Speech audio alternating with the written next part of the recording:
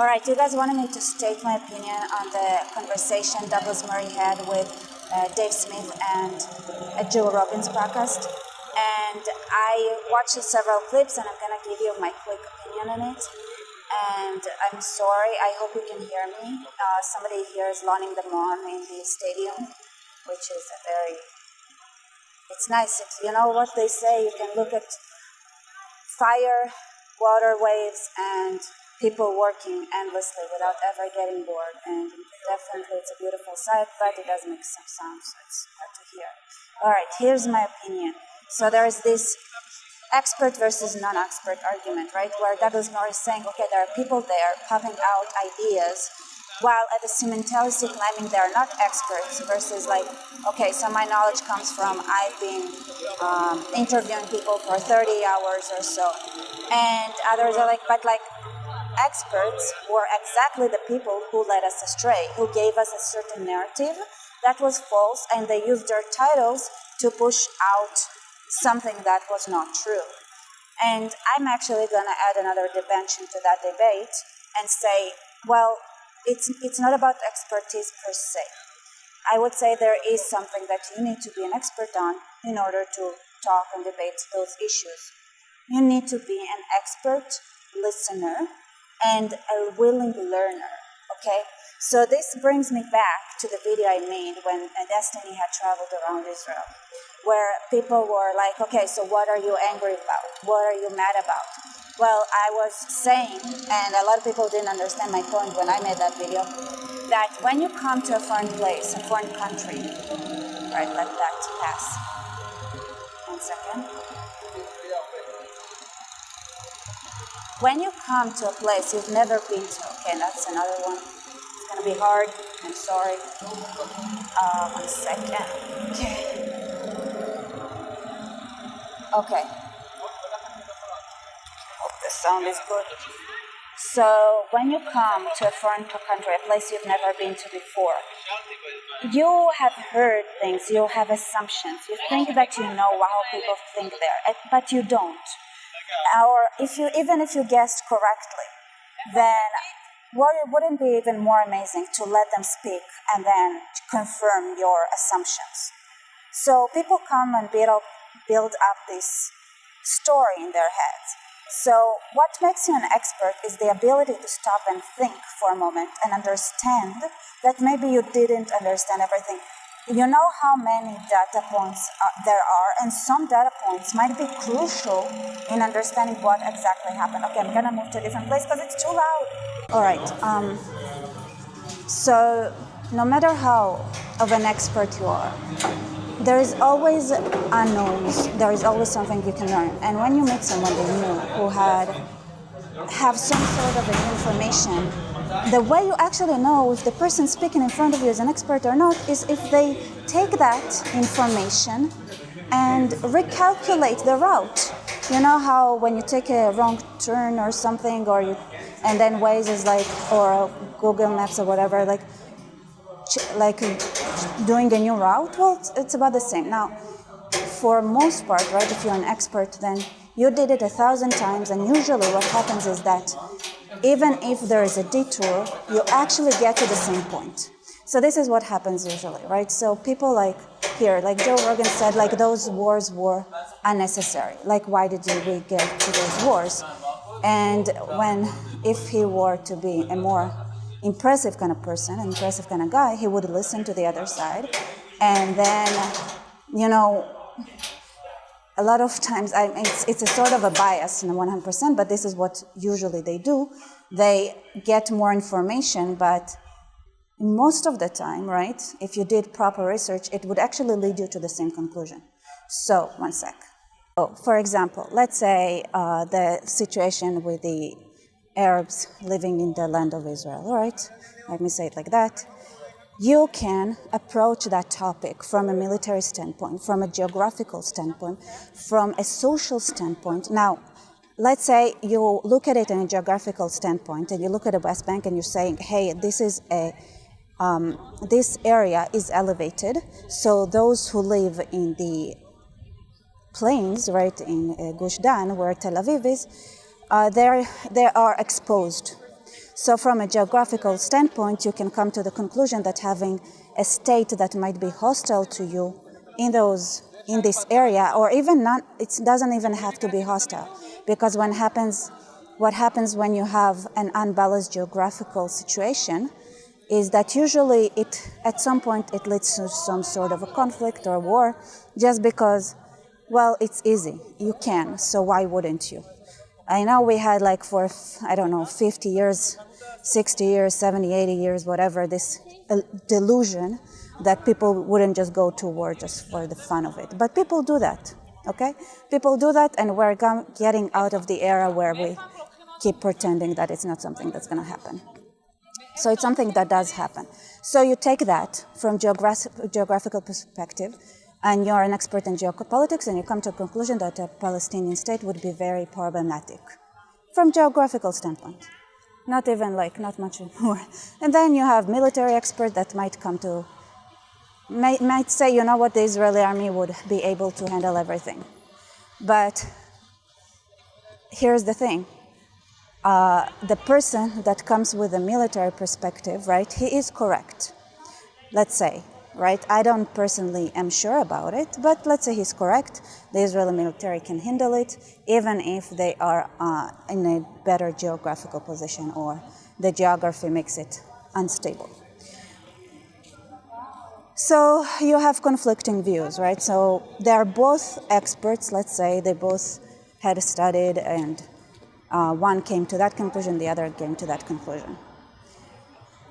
Here's the question, okay? What does it mean for Israel to stay more powerful than the Arabs on the hills? What does it mean? How does it look like, right? How long can it last? What happens if there is a moment of sleepiness or weakness? What would that lead to?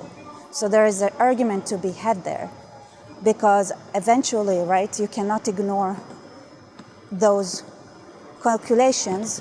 And it's the same with the other side, right? So the other side might go, okay, since we have the elevated standpoint, let's go attack. We have the advantage. But the military expert would come and say, hey, right, you have it, but you don't have the technological expertise. So when it comes to long-term thinking, you have to also kind of understand what is a truth that is undeniable and long-lasting no matter what humans do. And geography, my argument would be that geography wins that every single time, right? Those are completely different time frames. So what might be true in a window of 10 years is not going to be true in a window of 100 years. But when you have these kind of two people, and they're both experts, how do you know they're not effing up with you? If they're able to take and listen to the other side's argument and put it in their calculation and respond to it appropriately, right? Because there can be another one and say, listen, what is required geographically cannot be done socially because of those XYZ reasons. And then, all right, so, you can build strategies. What would be easier? Would it be easier to convince the Israeli society and the world that a little bit of evacuation is not a very big deal? Or would it be, let's say, easier to convince the Palestinians that maybe killing all the Israelis is not a good idea? Like, what can you do socially? And you have a discussion. So they could be all experts. But what happens in modern universities is most of the time people are either geography experts, either military experts, or social experts. And for some reason, this all-disciplinary kind of thinking is sometimes lost, to be honest. So then you have the general people, those who do the podcast for 30 hours, 1 hour with a geography expert, 1 hour with a military expert, 1 hour with a social expert. And so they have this more general knowledge per se. And then they feel like, okay, now we can state our own opinion. We can have our own thing. We can, we did our research. Except these people don't know how to do academic research. So they don't know how to choose a military expert. They don't know how to choose a geopolitical expert. They don't know how to swallow the person that is presenting a social problem. What if this person who is explaining the social problem understands it very well? He is an expert, but he has an agenda.